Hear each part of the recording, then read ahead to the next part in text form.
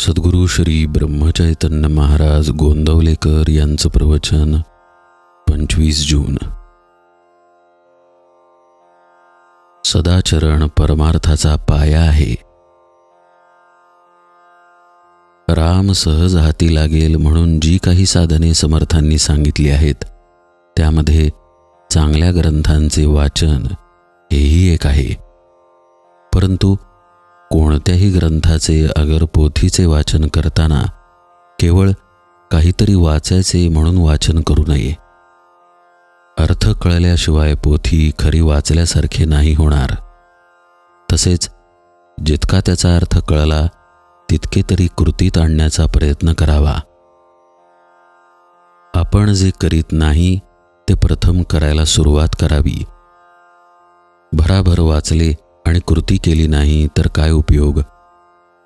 4 मैलांचा रस्ता असला तर सबंध रस्ता एकदम दिसावा असे म्हटल्याने कसे होईल?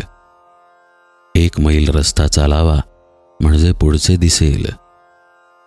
जसजशी मजल मारावी तसतसे पुढचे दिसू लागेल. परमार्थाचेही असेच आहे.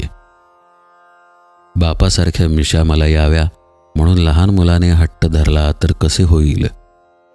त्याचप्रमाणे आजच मला देवदर्शन व्हावे म्हटले तर कसे होईल? सद्गुरूची आज्ञा पाळावी, साधन करू लागावे म्हणजे सर्व काही होते. जेवायला बसले म्हणजे पोट भरायचे राहते का? खरोखर परमार्थाची वाट अगदी सरळ आहे. प्रपंचाचा रस्ता मात्र डोंगराळ असून काटेकुटे यांनी भरलेला आहे. आपला प्रपंच हा परमार्थाच्या सोयीसाठी असायला पाहिजे, पण याच्या उलट आपला परमार्थच मुळी आपल्या प्रपंचाच्या सोयीसाठी आपण केला आहे. कुंपणाने शेत खावे तसे आपले झाले आहे. शेताला कुंपणाची जरुरी आहे, नाहीतर ढोरे आत येऊन शेत फस्त करतील.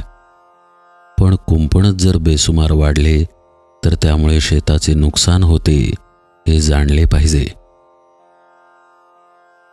ज्याने व्यवहार तपासून केला त्याला परमार्थ साधलाच. परमार्थ हा साखरेसारखा आहे. आपण साखरेचे कारले जरी केले तरी ते खायला गोडच लागते.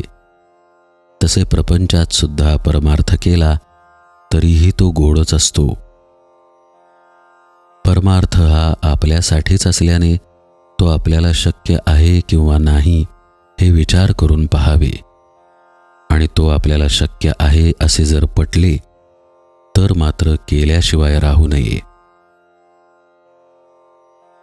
पोटात अन्न घालण्यासाठी जसे तोंड त्याचप्रमाणे परमार्थाला सदाचरण आवश्यक आहे. सदाचरण हा परमार्थाचा पाया आहे. पाया म्हणजे काही घर नव्हे, परंतु पायाशिवाय मात्र घर नव्हे हे देखील तितकेच खरे. आपण स्वतःच्या मुलाला जसे प्रेमाने घेतो तसा परमार्थ करावा, आणि आपण दुसऱ्याच्या मुलाला जसे घेतो तसा प्रपंच करावा. भगवंताच्या स्मरणात प्रपंच सुखाचा करणे हाच खरा परमार्थ, आणि ज्याची वृत्ती सुधारून भगवंताकडे लागली त्यालाच खरा परमार्थ कळला.